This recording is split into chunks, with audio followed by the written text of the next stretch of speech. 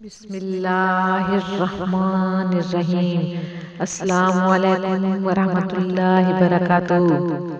حضرت آدم علیہ السلام کو جنت سے نکلنے کا اور دنیا میں آنے کا اور اللہ تعالیٰ کے ناراض ہونے کا اس قدر صدمہ تھا کہ شرمندگی کی وجہ سے سر مبارک جھکائے رکھتے تھے اور بہت ہی بے قراری سے روتے تھے اور ہر وقت یہ کوشش تھی کہ کسی طرح میرا قصور معاف ہو جائے۔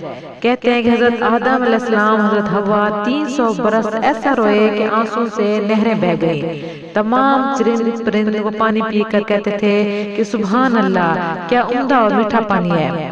آپ اس وقت بہت شرمندہ ہوتے اور کہتے کہ ہائے افسوس، میرے قصور پر جانور بھی ہنستے ہیں۔ اللہ تعالیٰ کی طرف سے جواب ملتا ہے، اے آدم علیہ السلام، یہ جانور سچ کہتے ہیں۔ جو بندہ نافرمانی کر کے ہمارے خوف سے ڈرتا ہے اور شرمندہ ہو کر روتا ہے تو ہمارے نزدیک اس کے آنسو شہد سے بھی زیادہ میٹھے ہوتے ہیں۔ محسن اعظم حضور اکرم صلی اللہ علیہ وسلم فرماتے ہیں کہ 3 قسم کی آنکھیں ایسی ہیں جن کو اللہ تعالیٰ دوزخ میں نہیں ڈالے گا۔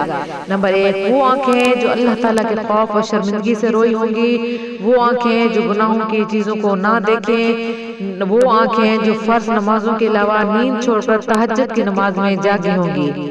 کہتے ہیں کہ حضرت حوا علیہ السلام بھی اتنا روئیں کہ ان کے آنسوں سے مہندی اور سرما پیدا ہوا اور جو قطرے آنسوں کے سمندر میں گرے ان سے موتی بنے۔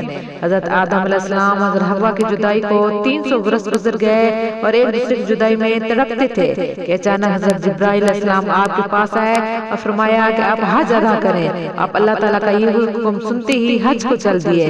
جب عرفات کے میدان میں پہنچ گئے تو آرام لینے کو آپ ایک ایسی جگہ بیٹھ گئے، کیا دیکھتے ہیں کہ جدے کی طرف سے حضرت حوا آ رہی ہیں۔ آپ محبت کے جوش میں کھڑے ہو گئے اور دوڑ کر کو لپٹ گئے اور دونوں روتے روتے بے ہوش ہو کر زمین پر گر پڑے۔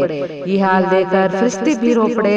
اس وقت اللہ تعالیٰ کی رحمت کا دریا جوش میں آیا اور اللہ تعالیٰ کی قدرت سے حضرت آدم علیہ السلام کی نظر آسمان کی طرف گئی تو کیا دیکھتے ہیں کہ عرش عظیم پر اعظم پر کلمہ طیبہ لا الہ الا اللہ محمد رسول اللہ لکھا ہوا ہے۔ پھر آپ نے یہ دعا مانگی، اے میرے رب، تیرے نام کے ساتھ جو یہ نام لکھا ہوا ہے اس کی طفیل سے ہمارا قصور معاف کر اور ہم کو بخش دے۔ حضرت جبرائیل علیہ السلام اسی وقت اللہ تعالیٰ کا سلام لائے اور کہا کہ اللہ تعالیٰ فرماتا ہے، اے آدم علیہ السلام، اگر تم جنت میں ہی میں حضرت محمد صلی اللہ علیہ وسلم کی طفیل سے دعا مانگتے ہو تو ہم تم کو دنیا میں نہ بھیجتے اور ہم تمہارا قصور معاف کر دیتے۔ اب ہم تم سے خوش ہیں اور تمہارا قصور معاف کیا اور تمہاری توبہ قبول کی اور تمہارا مرتبہ پہلے سے زیادہ کیا۔ یعنی پھر جب انہوں نے معافی مانگی تو ان کے رب نے زیادہ مقبول بنا لیا اور ان کی توبہ قبول کی اور ان کو ہمیشہ اپنی تابعداری میں رکھا۔ فرشتوں کو حکم ہوا کہ آدم علیہ السلام ہماری بارگاہ میں ایک عظیم الشان ذریعہ اور طفیل لائے ہیں، سب ان کی تعظیم کرو۔ یہ حکم سنتے ہی ہزارہ فرشتوں نے آپ کی تعظیم کی اور کہ آپ کے بدن مبارک سے گرد و غبار صاف کرنے لگے۔ سبحان اللہ، اپنے مالک و خالق اپنے خدا کے سامنے شرمندہ ہونا، اپنے قصوروں کی معافی مانگنا ایک عجب ہوتی ہے اور نہایت مبارک علاج ہے اور عمل ہے، اور کس قدر عظیم الشان وسیلہ اور نام مبارک ہے ہمارے آقا نامدار محبوب خدا حضرت محمد صلی اللہ علیہ وسلم کا۔ اگر آپ کو میری ویڈیوز پسند آ رہی ہیں تو پلیز سے لائک، سبسکرائب اور شیئر ضرور کر دیا کریں۔ جزاک اللہ۔